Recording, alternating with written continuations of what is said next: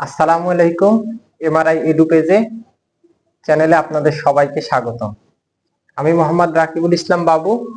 আজকে আপনাদের নবম দশম শ্রেণীর সাধারণ গণিতের 13.1 দ্বিতীয় ক্লাস। আমি গত ক্লাসে সবার আলোচনা করছি কি ধারা কিভাবে নির্ণয় করতে হয়। আজকে আমরা সরাসরি বইয়ের অঙ্কের দিকে যাব। এইখানে আমাদের দেওয়া আছে 2 - 5 - 12 - 19 মাইনাস ড্যাশ ড্যাশ ড্যাশ, অর্থাৎ ধারাটি সাধারণ অন্তর এবং 12তম পদ নির্ণয় করার কথা আমাদেরকে এইখানে বলতেছে। তাহলে আমাদের এইখানে প্রথম কথা হচ্ছে কি, যে একটা জিনিস কি সাধারণ অন্তর। আমরা আসি, প্রথম যে বিষয়টা বলতেছে সেটা হচ্ছে কি, আমাদেরকে সাধারণ অন্তর নির্ণয় করার কথা বলতেছে এবং 12তম পদ নির্ণয় করার কথা বলতেছে। তাহলে আমরা তো সবাই জানি যে পদ নির্ণয় কিভাবে করতে হয় এবং সাধারণ অন্তর কিভাবে নির্ণয় করতে হয়। আমার যেহেতু যেটা দেওয়া আছে তার মানে হচ্ছে আমি শুরুতে আগে লিখে নিব ধারাটির প্রথম পদ a = 2, তারপরে লিখব সাধারণ অন্তর। অন্তরকে d দ্বারা প্রকাশ করা হয়। সাধারণ অন্তর সমান কি, যে দ্বিতীয় পদ মাইনাস প্রথম পদ। তাহলে আমার এই ধারাটার মধ্যে দ্বিতীয় পদ কত দেওয়া আছে, -5। আর যেহেতু কি অন্তর নির্ণয় করতে গেলে মাইনাস, তার মানে হচ্ছে কি প্রথম পদ। তাইলে আমার এখানে কত আসে, -7।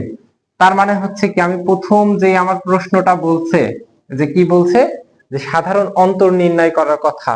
তার মানে আমি এখানে সাধারণ অন্তরটা নির্ণয় করছি, যে আমার সাধারণ অন্তরটা কি দেওয়া আছে, যে দ্বিতীয় পদ মাইনাস প্রথম পদ।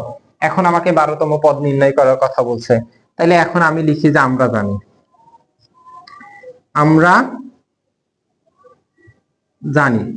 সমান্তর ধারার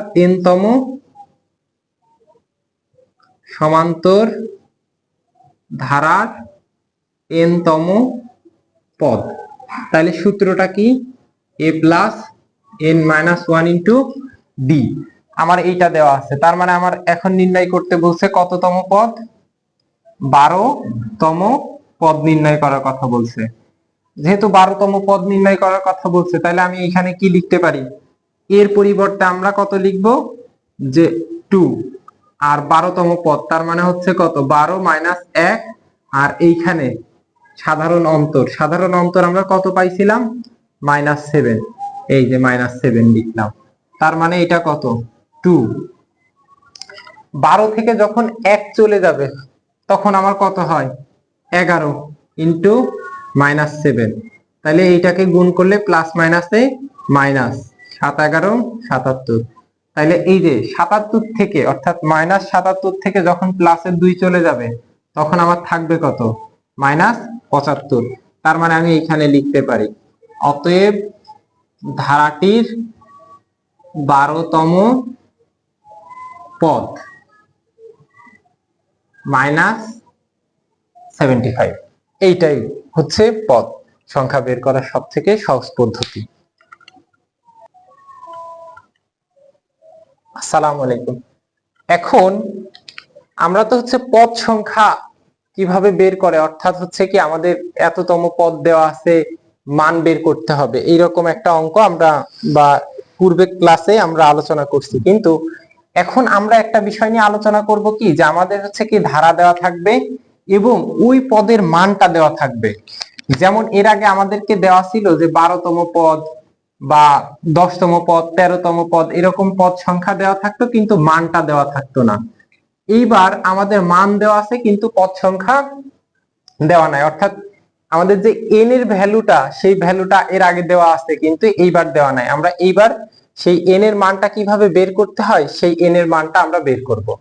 তাহলে সবার প্রথমে আমরা ওই যে লিখি, যে ধারাটির প্রথম পদ a = 8, তারপরে লিখব সাধারণ অন্তর।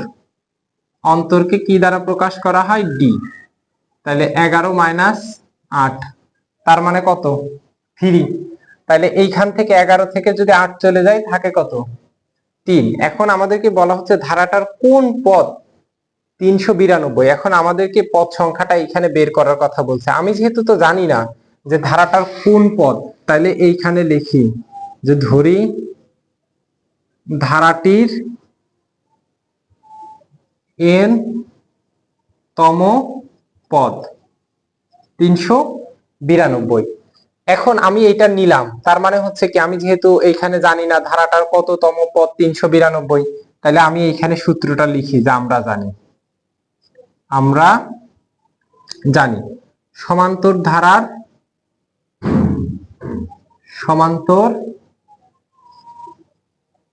ধারার n তম পদ, n তম পদের কথা যেহেতু বলতেছে, তার মানে এইখানে কত আছে, সূত্র a plus n minus 1 into D. এইটা আছে হচ্ছে কি আমার সমান্তর ধারার n তম পদ নির্ণয় করার সূত্র। তার মানে হচ্ছে আমি এই যে এতটুকু আছে n এর পরিবর্তে এইখানে লিখতে পারি যে 392, আর এর পরিবর্তে কত 8। আমি n এর মানটাই বের করব, তাইলে n মাইনাস 1 আর d এর মান 3। তাইলে এইখানে কত আছে 392, 8। এটাকে গুণ করলে 3n মাইনাস 3, 392। 8 এর থেকে যদি মাইনাস 3 চলে যায়, তার মানে এখানে কত থাকে 5 প্লাস 3n। এটাকে আমি হাতের বাম পাশে নিয়ে আসি, তাহলে 5 প্লাস 3n সমান 392। অতএব 3n 392 থেকে যদি আমার 5 চলে যায়, ঠিক আছে, যদি আমার 392 থেকে 5 মাইনাস করা হয়, তার মানে আমার এখানে কত থাকে যে 3n ইজ ইকুয়াল টু 387। ঠিক আছে, এখন এই পাশে লিখি বাকিটুকু। এই পাশে লিখতে পারি যে অতএব যেহেতু এইখানে গুণ আকারে আছে nটা, মানে হচ্ছে 3টা গুণ আকারে আছে, এই পাশে গেলে সেটা ভাগ হয়ে যায়। এখন আমি যদি এটাকে ভাগ করি 3 দ্বারা, তাহলে 3 দ্বারা ভাগ করলে 3 একে 3, আর 3 দুগুণী 6, 3 নং 27। তাহলে আমার কত আসে, এটা দ্বারা এটা কাটাকাটি করলে 129।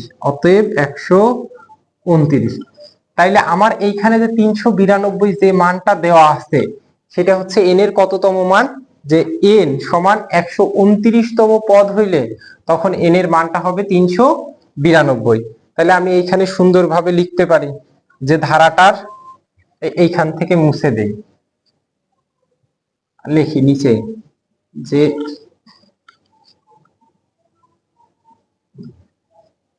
ধারাটির 129তম পদের মান 392।